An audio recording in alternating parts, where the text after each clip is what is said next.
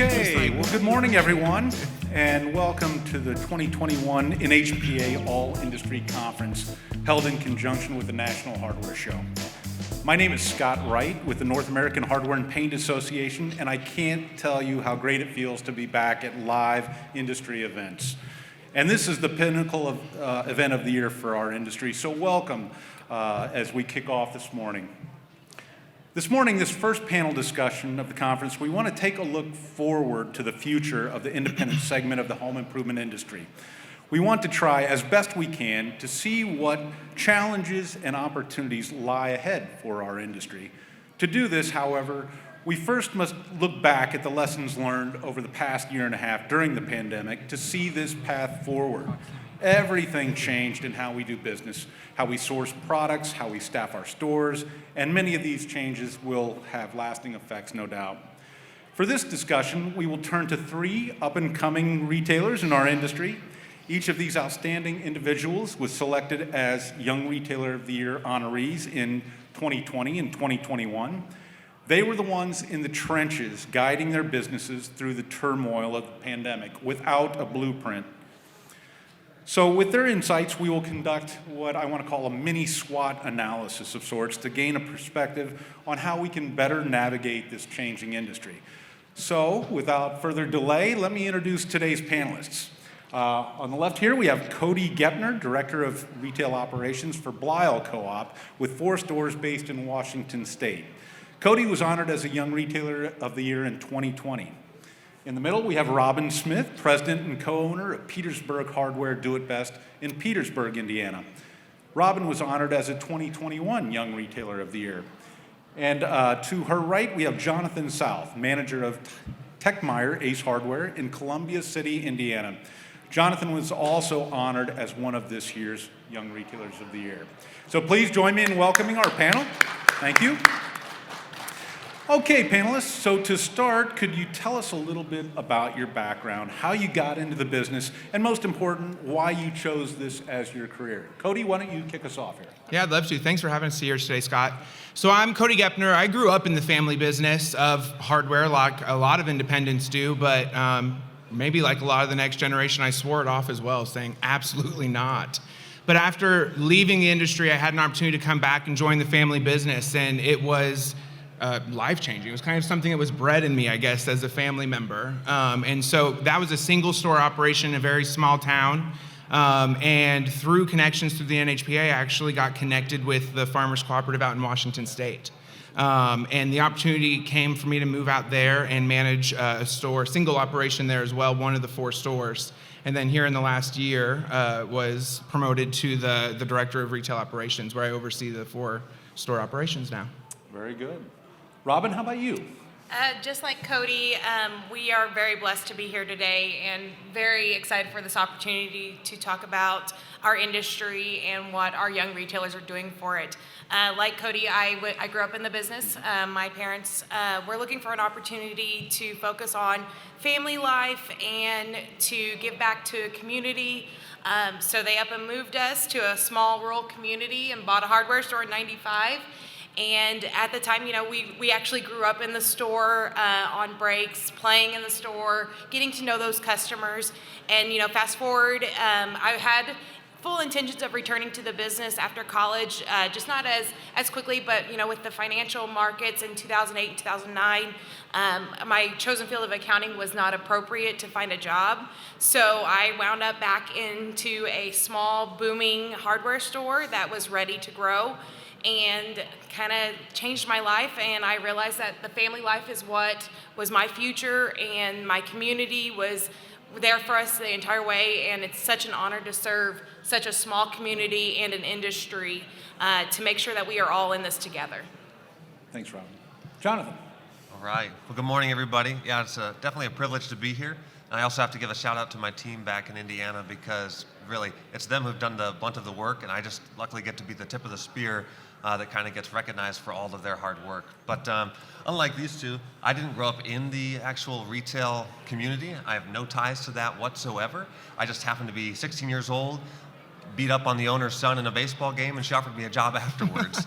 And no, I never in a million years would have thought that it would have turned into the career that it has. But Yeah, 2 weeks after I got my license, I started at Tech My Ace Hardware. And yeah, I was just a carryout guy sitting back there waiting for people to come around so I could load mulch. And she just kept giving me opportunity after opportunity to where I could go and continue to grow and move forward. And she did a really good job of just pushing and saying, okay, if you want to keep going, we're going to keep going. And 5 years ago, she offered me the position of management. And so I actually dropped out of the police academy, which I was attending at the time, and realized that I could actually be serving the community that I was in through our store, and I could make just as big of a difference as I was if I was serving with a badge. And no, it's just been an incredible journey thus far, and I'm just thankful that I'm here and thankful that we get to see where it's going to go from here. Okay, thanks, guys. So now let's take a look back at the past 18 months or so, and the question is, what are some of the most valuable and lasting lessons learned and best practices that you put in place during the past 18 months as a result of the pandemic? And in regards to things like the resilience of your business, the determination of your staff members, customers' behavior, that sort of thing. So Cody? Great, thanks for letting me kick this one off, Scott. I kicked the last one off. Maybe one of them can take it. We'll switch order on the next Okay, question. sounds good. You did say 1, 2, 3. Yeah, you're right. You're one. So this conversation, 18 months into the pandemic now, where we thought it was going to be like a 6-week conversation, it's, for me, this topic is triggering, probably because we're still in the middle of it, right? And so it's just one of those things where adaptability in our industry has been something that we've been known for. I mean, when it comes to disaster relief, I feel like just across the entire industry, whether it's a natural disaster, something like that, we've always been extremely responsive. But there was a shock of that happening and then the recovery time. And I feel like we have that happening every single day. And so it's just a disaster, but your roof's off the top of your building from a tornado that came through a hurricane, but you're still having to operate the next day without even being able to put that roof back on top. So that being the analogy of just the adaptability of our people, and we found that we really had to draw a line in our operations and focus solely on our people through this and just be more responsive than we've ever been to them. We like to pride ourselves on being focused on our people, but at the same point, through this, when so many questions started to happen, it was one of those things where you start locking into different areas, and we found that we weren't as focused on them at the beginning, but definitely 6 to 12 months later, it was like, no, this has to be something that we do. And so that's really where we were at. And for me, even more recently, I almost feel like, you know, when you're juggling and you have the balls up in the air, it kind of just happening. It's that motion. That's kind of what I felt like I've been in for the last year or so. Firefighters. Yeah, and you just kind of have to pull yourself out of that, take a breath and say, I'm not going to get everything that's on my plate done, accomplished. I need to start prioritizing. So just some of those leadership skills that you really can hone in on, finding those mentors. That was the thing I did at the beginning, was like, okay, who's been through this before? How do we get through it? And there was nobody. So I didn't feel alone in that way. I felt like, okay, we're all going through this together. Exactly. So I don't know if I've got tips. I mean, it's really just still 18 months later, but just knowing that the adaptability in those areas that our industry is already strong just strengthened even more, and we were still able to take care of that customer. Yeah, absolutely. And the ability to lean on other retailers. I mean, we're all going through this together, and fortunately through the NHPA, we have brought our groups together, and we have somebody that we can call who's also going through it at the same time to just say, hey, what'd you do today? How's it going? Words of encouragement. I can't tell you the numerous phone calls that I made to a friend in the industry just because they knew what was going on and what we were going through daily. For our store, you know, obviously you'll hear this from everybody, we're a family. And, you know, family picks on each other, you know, you're poking at each other, you get on each other's nerves, and I feel like we were kind of at a peak in that everybody's getting on everybody's nerves before the pandemic. And we are fortunate enough that our turnover is very low, and a lot of our employees have been with us 5+ years. We've got somebody that's been with us over 30 years. And so everybody was just at that breaking point, and something needed to change. We needed to bring our team back together. And unfortunately, but fortunately, COVID allowed us to appreciate each other a lot more. We split our team into 2 teams, and those teams weren't allowed to be around each other, so that way we could keep the store running if one team member went down, so we did not quarantine the entire store. And by the end of that first 8 weeks, we were all so glad to be back around each other and to know how each other's doing, what their families were doing. They were wanting to know how my kids were doing at home. we appreciate each other just that much more, and we're back to that family atmosphere of, hey, how's it going? Let's celebrate your accomplishment. And also being a type A personality, it's go, go, go, I got to get it done. I definitely took a little humble pill and was able to delegate a lot more because I was at home, so I had to communicate to our team through the phone and through text messages of what needed to be done to keep the store going and to keep the shelves stocked for the influx of customers as well. Yay, small business during COVID. It really took that focus off the big box and back onto the small hardware stores that are still ready to serve and to give back and to ask you if you need help. And hey, you got that break in your pipe, call us. We'll tell you how to fix it. So that way you don't have to call a plumber into your home. You can do it yourself. And so, that honestly has been a blessing. And I hate to say that with COVID because it's hard. It's very, very hard. But at least we're a family and we can get through this together. Oh yeah, I've got to totally echo everything they're saying. I mean, we all know that customers are important, but I think the pandemic really helped us realize that our teams are essential. It's, without them, without their flexibility, or just sometimes just great ideas, there's no way we'd be able to serve the way we did. I mean, our store, and I'm sure that yours and many others, there's a certain level of customer service that people expect from you. And as you said, it doesn't matter if your roof is gone, it doesn't matter if the governor just issued a mandate the day before, it doesn't matter if you just lost half your staff because of quarantine. They're coming and they expect that same level of service. And our team, they just stepped up to the plate and hit a home run every single time. They would fill in the slots, say, okay, you're tired, I'm gonna fill in for you here. And when you go from a staff of 38 down at 1.12, and you're still busting it every single day, every single hour, and you leave the day, you are tired, but they know, wow, we did something. And I think it was kind of a fuel to the fire for a lot of our staff too, because sometimes it can become monotonous, I'm just out helping customers, and they realized, hey, I am actually doing something in this community. We've been deemed essential. We're still helping them out, and not only that, but we kind of became like a place of refuge, I guess I would say, in our county. So they could come and know that, hey, if I'm scared, you'll bring it to my car. If I'm worried or immunocompromised, we'll put it in the back of your trunk. If I'm gonna go in your store, you're gonna make sure that if you want me to wear a mask, we're gonna wear a mask. If you want me to distance, we're gonna distance. We're gonna do all of that for you, but it all was about our staff. Because literally, they, like I said before, without them, we wouldn't have made it at all. We wouldn't be here now, and they're still just rocking it. Even now, they don't even know what I'm doing down here, and I bet you they're killing it.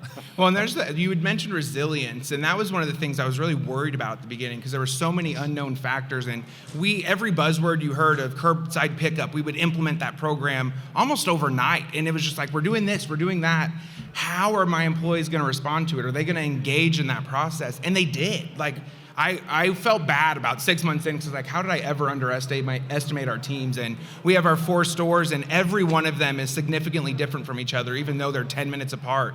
And they perform differently, their teams are different, just naturally, right? But it was just amazing to see. Sometimes we had to streamline it across the operations if there was a mandate or something that came along. Other times we were allowed to let them perform with their personalities, and they were still getting the job done of taking care of that customer in a safe way. Yeah. But our customers, they've been great through this, not always. We do have name tags where it says their title underneath it. At some point I wanted to remind people it's Cody, I'm a human first, and please treat us with kindness. My manager sent me those sarcastic signs that you see on some of the businesses' doors where it's hey, just remember, if you think you can do the job, we're also accepting applications. Come on in. Yeah. So we didn't post those, but it's definitely the meme. You could have. It's okay. It would have been all right. How we keep going back that we are an essential business. What an empowering word to be deemed essential. I mean, the big boxes prior to COVID, they were getting bigger and bigger, and unfortunately they were gobbling up some of those smaller mom and pop shops. But to be deemed essential is just empowering. We are there for our communities in more ways than one. I've heard it from you guys several times of what all we're giving back. We are, during COVID, we brought in extra snacks on our shelves to make sure our contractors were getting lunch so that way they weren't grabbing a bag of M&Ms for their lunch. We recognized that they didn't want to go and grab others. They wanted one stop and go. and we were essential. We were there for them, and we're still being honored as essential. So empowering. And I don't think we're here to honor the NHPA's work that they did to do that, but I think you guys bringing together the different industry leaders and getting that to legislator and stuff, just saying, hey, we need to recognize the independent side of this, was a huge stepping stone at the beginning of this as well. So we're extremely appreciative of that at the independent or the retailer side. We're all in this together from every single background. We are all from different co-ops, and we all work together, and we support each other. Yeah, it's a tug of war, and I'll keep saying it as long as I can. But yeah, it's not Ace against the world or True Value against the world or Do It Best against the world. It's all of us little guys, and we're not little, against the big guys. And the more of us that can grab onto the rope and realize that, it's just going to help us topple them even quicker. Now, granted, they are big, they are strong, but yeah, the more of us that realize that we can actually do it, and that, like I said, we're not tiny. We're not a little 4,000 square foot store or whatever. We're mighty. And people finally realize that in some communities too, where they maybe took for granted the little store that they had until they realized the gem that was sitting there that just needed a little dusting off. But no, I fully condone what you're saying, that being able to reach out to others or have an email thread or a Facebook group or just a get simple together. text message, hey, have a great day. Or hey, I have no idea what to do right now. What are you guys doing? What And here's a does million this mean? ideas, and you're like, oh, okay, no. And then, oh, that's a good one. But yeah, it's great. Well, or I'm totally stealing whatever you just did.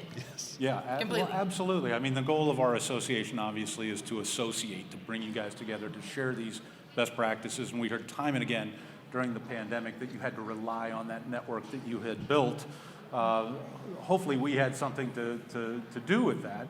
But yeah, that's what got you through, because there was no blueprint, as I said. Robin, you alluded to maybe your management or leadership style changed a little bit due to the fact that you had 3 little kids. You had to be at home with them during the quarantine. How did your leadership style change? You talked about being able to delegate more effectively and not being the perfectionist and the type A personality and just letting some things go that you had to let go. Well, first off, 3 young kids at home is definitely the let go situation. Because I do a lot of the merchandising in the store, and whatever we could get to come in, we had to make sure it was out on the floor. So being able to get a plan out to the team of, hey, this is coming in, you need to do this, this, and this with it. But then also, they were so busy that I just had to trust that it was done, because they were so busy that they couldn't get back to me and say, hey, it's done, what else do you need? But then I was also going in at nighttime hours to try to help them to keep up on it. So yeah, the leadership had to kind of go to send it out, and if it gets done, great. If it doesn't, not a problem. Our doors are still going to open the next day. We're still going to get our stuff in. Our employees are going to work their hardest. They're going to figure out what needs to get out onto the floor. And our customers, they're forgiving. They understand what we're going through and the stresses that we are seeing. If we're being open to them through our social media challenges, social media channel of our challenges, they respect you a lot more, because they know you're not human, or that you're human. You're not a superhero, but you can do it all. So that way the facade kind of came down of, we are just here to serve you. Just tell us what you need.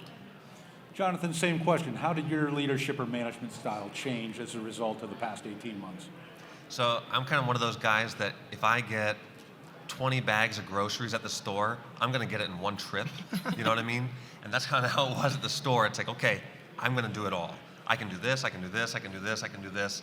And before you know it, every day you're not getting it all done to your satisfaction. You're kind of drowning in your own thing. And the problem was, I had all these great people. I still do have these great people surrounding me at our store, but it kind of helped me realize that, yeah, the empowerment of others. So, okay, you're going to be the events coordinator. You're going to handle some social media stuff. You're going to do inventory, divvying it up amongst the group, but also that sense of pride that then was instilled within them, because they realized, hey, I'm doing something now. They trust me to do it, and I'm not micromanaging them either.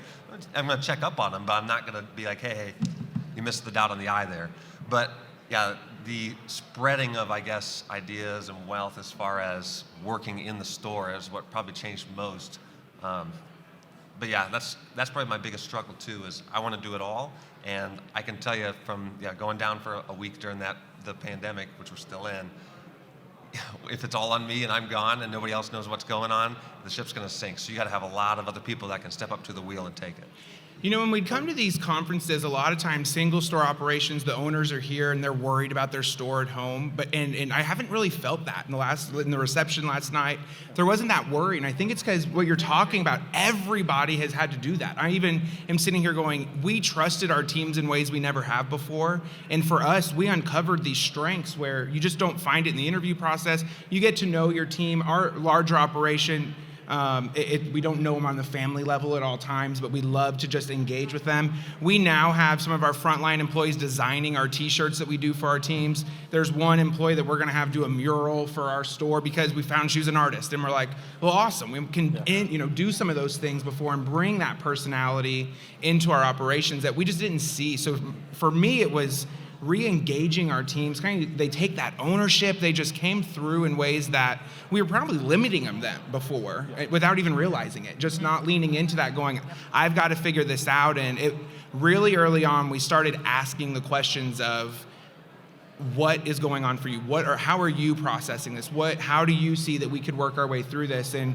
obviously you're going to get 10 different answers if there are 10 different people around, but you get to really go through that rumble process a little bit more. And if you leaned into that and you were willing to be adaptable within your management style, I think and had that service side of it too. I think my management team's probably flung more bags of feed in the last 18 months than they had in the last 10 years, but it was absolutely necessary. Yeah, and I developed kind of a do-it mentality. A team member came up, hey, I got an idea to do this. Okay, do it. And I had to push myself to say, okay, do it, and empower them to do it. But then also take the reins into myself of not going back and redoing it. So once you do it, you stick to it. You let that team member thrive in the situation and get the ideas. And yeah, it's okay if it's not exactly how I have it in my head. It's okay because they did it. They had the idea, they did it. So I had to kind of change that mentality of just telling them, do it. So that way I can then trust you even more. Okay. And failure's okay is the other thing. Yes. It doesn't always have to be set in stone. Because they're gonna try things, it's gonna bust. They're gonna try things, it's gonna be like, holy cow, we're gonna keep doing that. How do we replicate it over and over again? But yeah, giving them that opportunity to go with it. And echoing what you were saying too, I think sometimes we set the ceiling for people, and when the truth is we should say, okay, where do you want your ceiling to be? And that's really helped the staff to step it up, because when you're doing double, or during the middle of it, triple what you would normally do in a day with half your people, and there's doing it. And before you're like, oh man, we're struggling, and yeah, how is that possible? And it's because they realized, okay, this is where I was, this is where I could be. That's where they stepped up to. That's a great point. Okay, now let's, like we talked about, we want to do a sort of a SWOT analysis and get your perspectives on, the strengths that you feel we enjoy as an industry and how these strengths will help us continue to grow and prosper. So, Jonathan, we'll start with you this time. Oh boy, nobody wants to start. Thanks, Cody. You're welcome. Yeah, thank you. No, I think the strength is the fact that we can be so flexible. So when you think of big box or any big chain, it has to be nationwide, basically. Like if you think of Walmart, their policy is the same whether you're here in Las Vegas, Indiana, whatever. That's what they have to do, and it's hard to move all of those parts. Whereas we're so small and agile that we can kind of adapt very, very quickly. So if you found out something at 6 o'clock, by 6:30, you could have it implemented. I mean, it's not going to be perfect, but you could get it going. But we can be really agile and nimble and quick in what we're doing as far as changing things around. But as far as the strength goes, too, with everybody having to stay home, or even with the NHPA, who's gone more home working in a sense, Yep. Everybody wants their home to be the best office that they've ever had, to be the best vacation zone they've ever had. And when you don't have to go very far to get exactly what you need, but not only that, but say, hey, how in the world do I use this? That's our power. I love seeing the commercials and stuff of like walking around a warehouse, and that's what it feels like when you're walking around a big box. Somebody might come and help you out. They don't care. Or they might run from you, too. Oh, yeah. You see them turn around sometimes. It's like, oh, dear. But, yeah, when they walk into our stores, we always say if you could ask 10 times, you hit bingo, and then we'll give you a prize or something like that. But, no, when they come in, they're going to get hands-on help. They're going to get that type of personal connection. And sometimes people, they just come and grab a bag of popcorn now that we can and hang around the service counter because that's their little hub. But that's kind of the strength that we have is it's a community, not just a place of business. Do you think people depended more on that level of service during the past 18 months, Jonathan? Oh, definitely. Yeah. Especially with, when, like I said, with those who were afraid, or you still had to get stuff. If your pipe burst, it didn't matter. You had to get the pipe, and trying to find ways to where they could be comfortable and still shop and get what they needed and interact with others. And we were able to do that.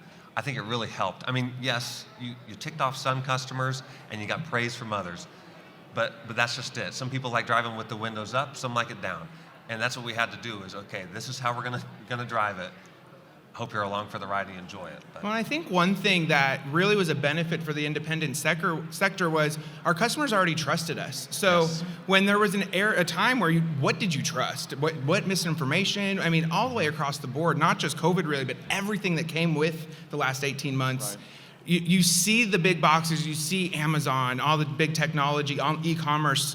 They have commercials or they have that side trying to get that personable social side to the customer. And that is their main focus. I watched one of their commercials. They're not even promoting their e-commerce right now. They're literally promoting their people and you can connect with them. And I'm going, that to me, there's just such a falsified version of it. Like they're marketing that. For us, we have that trust already. So we didn't have to gain that. We didn't have to get that from our community. It was already there. And this was a point where, like you said, they almost gravitated towards those independents, right. Even if they had abandoned us for a short period of time because the big boxes had the convenience or Amazon. I mean, I'm guilty of it. I had a package on my I was disappointed it didn't get here before my flight. But I mean, I do it myself. But when it came down to it, there was just there was a trust that they were able to already kind of lean back That's into. A great point. Yeah, and I lost count of how many times you would see somebody just walking around the store and you would ask them if they needed help. No, I just needed to have a safe place to stretch my legs, to have a little social interaction. And we're like, okay, well, just stay away from people. It's totally okay for you to stretch your legs and to feel like you can do something in the world. And I think another strength of us is that we are what our community needs. We're able to adapt and to bring in that one little item that so-and-so over on so-and-so street needs, but we can carry that for that person because they need it so often. And we have the decisions to make those everyday choices. We have the decision to give back to the community monetarily or by putting in hours to help them build something. We have that ability to give back to our communities and to not take it up the ladder. Well, you need to talk to so-and-so or send an email to so-and-so. No, you need to talk to Robin. She'll get you what you need. That's a huge thing because if you're giving back to your community, then they're going to give back to you and they're going to help. When we did our expansion in 2016, it was absolutely amazing to see the response of the community that was offering to help us move stock over to our new store just so they could come in and buy it from us. Or they came in and cleared our lot for us without us knowing it from the snow so we could get our doors open for the day. When you give back to a community, they give you back 10 times. Anything to add on? I think it's just kind of what it's about customer service. It's where our industry's been for so long, and I think the pandemic either accentuated hairline fractures that were in your operations, right. and for us, the strength that we had, that adaptability, that to slow down and say, okay, how do we address this? And how do we patch that hole, or how do we fill it and do it right? And other things, we were able to evaluate our business in ways that we would have probably taken us 5 to 10 years to develop an entire program, and it was happening overnight. Yep. Where just that adaptability was something that I was so grateful for at this time. But I think it either just highlighted what we were already good at as an independent industry, or it showed us those hairline fractures that we were able to address in a short period of time. Well, absolutely, and that's the next question, the weaknesses. What were some of those hairline cracks that were exposed, and how did you address those? For our operations, I had mentioned all 4 of our farm stores, and then we also have a C store that's within our retail department. a convenience store, and each of them operate so differently from each other. And we've let that be. That one has a certain way they load out customers, another one has another way they do transfers between stores. And this was a chance where we realized we had to take the time to streamline our operations. And we had to take the time to make sure that all of them are operating the same way and doing that. And just through restructuring of it and paying attention of the chaos of what was happening on the sales floor, we doubled down on the backside of the operations as well and said it's imperative that we have inventory controls in ways that we've never had before, that we have margin controls. With pricing fluctuating so much, it's something that a lot of independents don't look at, and I think that's gonna be the name of the game as we move forward, with looking at the cost of product and making sure that you are raising that. Because I think next year we're going to have record sales again, but our margins probably aren't going to be there. So just being able to make sure that control is there when you're on your own. And I always compare it to when I was part of the family business in a single store operation. There were times where it just felt so lonely before you had those connections in the NHPA, and you're going, okay, how do I do this? What resource do I use? Those individuals, I think this was their chance to really find that group and find that others are going through this and take those best practices. So the content we've gotten for those weaknesses in the last year and a half has just been fantastic. Why reinvent the wheel when somebody's already doing it and excelling at it? Yeah. So one of our weaknesses, we run our store on very few employees. So obviously the employees, they were getting tired. And how do you give somebody a reprieve from the day-to-day exhaustion? But if you give them time off, then that puts more stress on other employees. So what we found is that, we weren't rewarding our employees, unfortunately, as much as we should have. Just bringing in pizza one day or bringing in cookies, just something to say, hey, thanks, or, when we would go to a conference, bringing them back a goodie bag, just something, even just a pin, just meant the world to them. For us, about July, that's when we were like, okay, our employees are tired. They need to be reinvigorated. And we threw everybody a birthday party. I mean, just something simple. We took everybody to a nice dinner, and Monday morning when we all came back, everybody was just, you could just see that level was renewed. They were excited to be back, and the struggle was not there. They were like, okay, let's do this. Let's keep going. And just taking that time to appreciate those that are taking care of the store whenever you're not always there, and show them that they are valuable and that they can do this is by far the best thing that we can take care of. It is to take care of our employees, and not just with pay and everything. There's another side of it, of appreciation, that we need to make sure that we are always falling back on, is that we appreciate them. Jonathan? And that's one thing we've really got to get better at our store. Like I said, we realized that our team truly was essential, but we're still trying to grasp, how do we let them know on a daily or weekly basis? And that's a weakness that we are still we have a fracture that we need to correct. But just the little things. It doesn't have to be a big thing. It doesn't have to be a massive bonus or things like that. At one point, we decided, okay, we're going to shut down on Sunday. So we completely closed on Sunday during the heart of everything because they need a break, and then some of us would come in and we'd stock if we felt up to it, but just a break. And you were giving up a big amount of sales hitting on a Sunday when everybody's home, so every day's a nice day. But it just gave the staff a chance to become rejuvenated, to take a break. This is fine. And then even last week, so we got a new engraving system in our store.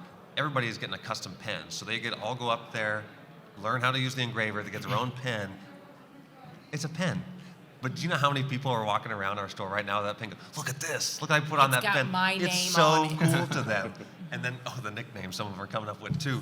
But the little things that just means the world to them. And so for us, weakness has got to be, like I said, elevating our staff so that they know exactly how important they are to us and to the community, and doing it consistently. Because that's the other thing. If we do it once and then we never do it again, it's worse than if we never did it at all. So we've got to find a way to consistently encourage, reward, appreciate them for what they've done. But for us, that's still a stress fracture that we're working through.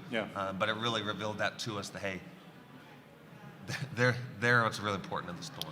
I think it's interesting too, because I would consider our people our strength, but if you flip that over to a weakness as well, it's not our people necessarily, but the capacity of our people. Like when you're comparing it to big boxes, especially now where their surge is just gone, right? But big boxes, I mean, they've got people doing e-commerce, they've got people focused solely on logistics to get their, I mean, they're paying what, $50,000 for a shipping container to get their product from, through port and stuff. And that's just, those are things we are not able to do as independents most times. And so they've got full teams and people and systems that are working for them that really create a disadvantage for us where we've got to get crafty. So that strength is there, but the capacity of our people really limit us still. And so I do, pandemic aside, or maybe it was accentuated because of the pandemic, e-commerce is still one of those things that's in the back of my head of going, okay, how do we crack that nut? Do we crack that nut? Or is there another way that we can differentiate ourselves? I'm a big believer that Amazon does what they do really well, and we shouldn't necessarily have to engage in that same game. We don't want to get in that same party as them, but at the same point, that's where people are. So do we meet them there? And you have to have some kind of e-commerce solution. Yeah, absolutely. And that really gets us to looking at the threats that you feel our industry faces, and maybe you can talk on both a local and a global level. The threats to your business specifically that you see, but also kind of pan-industry. What are the major threats that independent retailers in our industry face? And Jonathan, let's start with you again. So if anybody's in the Midwest, there's a big green store that we really don't like, and it's Menards. So, I do like that store, but not from a professional standpoint. Not from but professional. They have everything, would. though. Oh, man. But yeah, Menards for us, though, is the silent killer. I mean, they're the ones that everyone was talking about, Depot and Lowe's, and how they've got, the Pro, and then Amazon's got e-commerce, but there's this sleeping giant that's just waiting to wake up and squash everybody in their path. I mean, just in Ace stores, for example, if there's a Menards that's within, I think it's 15 miles of you, your average square foot sales drops by at least $50. And it's just proven fact that they are a silent killer. So in our area, in Indiana and the Midwest, they're just growing at a rapid rate. And when you ask people, where's the best lighting place? They say, Menards. Where do you go to get your food? Oh, I picked it up over there when I was getting my chainsaw too. They got everything. And the other thing is, hardware, as many of you know, is not catered to the guy. It's the gals.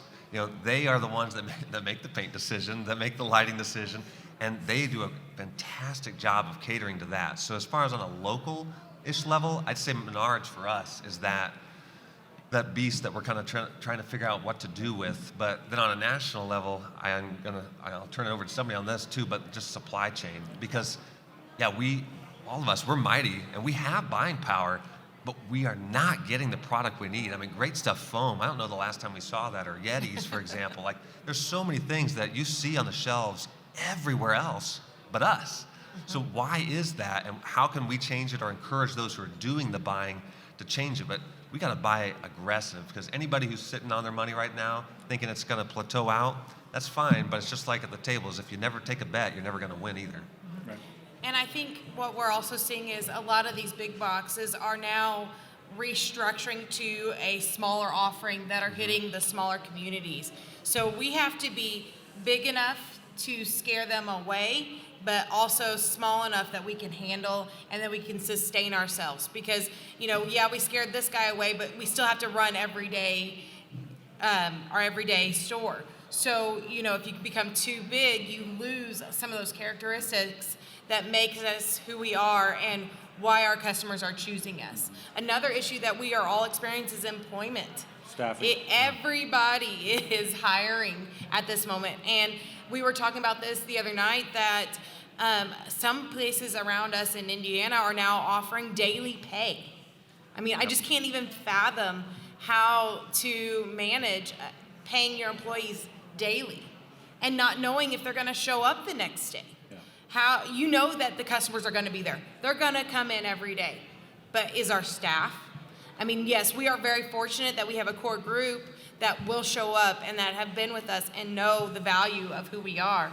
But there's still some of those positions that we don't know. And, taking for granted showing up to work on time and to just caring about the job that you are completing is becoming a struggle.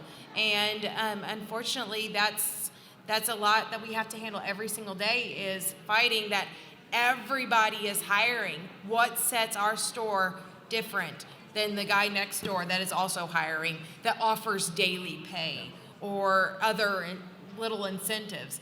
How are we setting ourselves up differently? Because I can tell you all day, yes, you'll love the family atmosphere. You will love working here. But how does that portray when you have this guy saying the same thing? Yeah.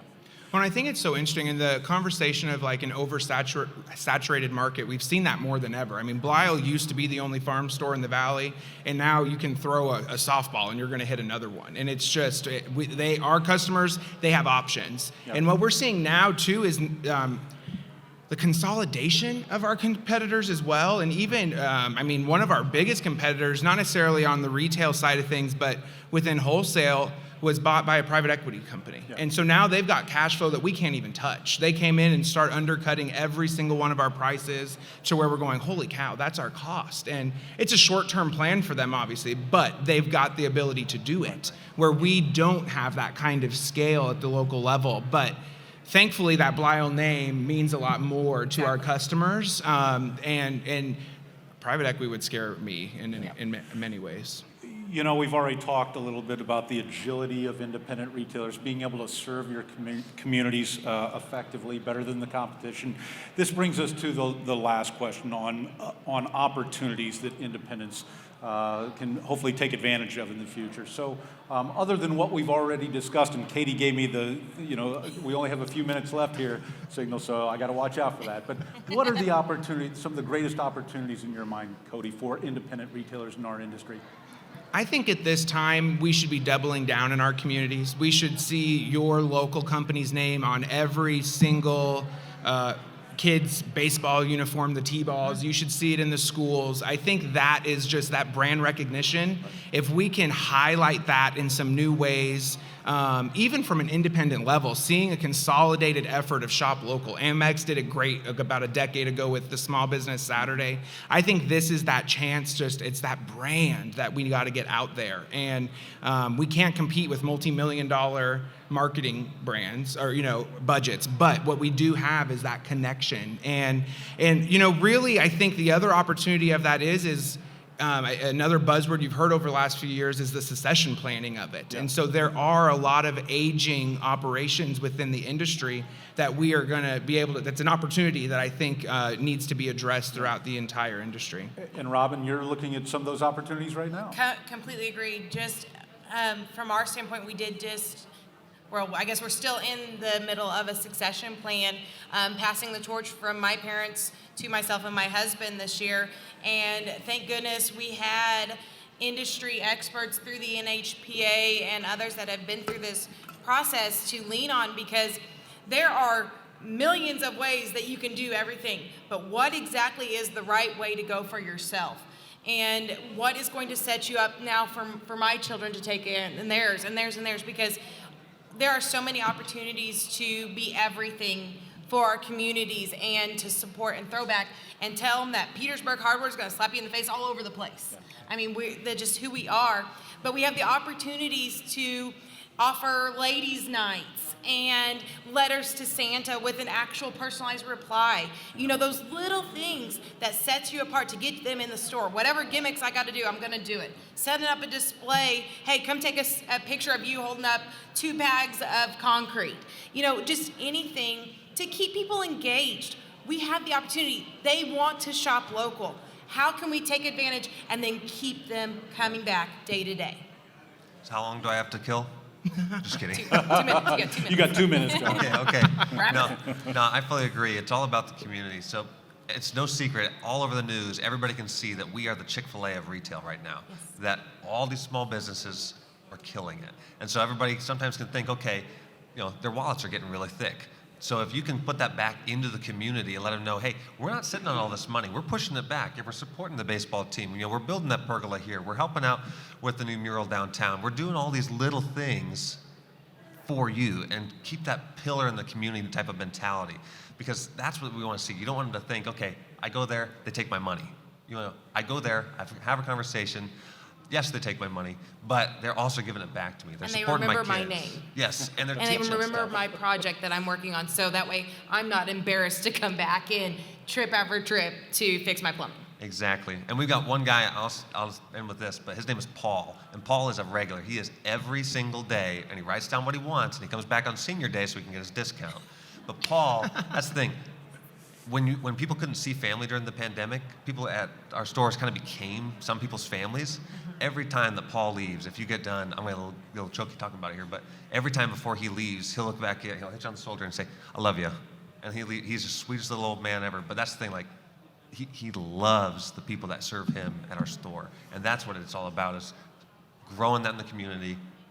You know, dollar's fine, but yeah, who are you influencing and how are you doing that? Cody, Robin, Jonathan, thank you so much. Will you join me in giving them a great hand? Thank you, guys. Wonderful job.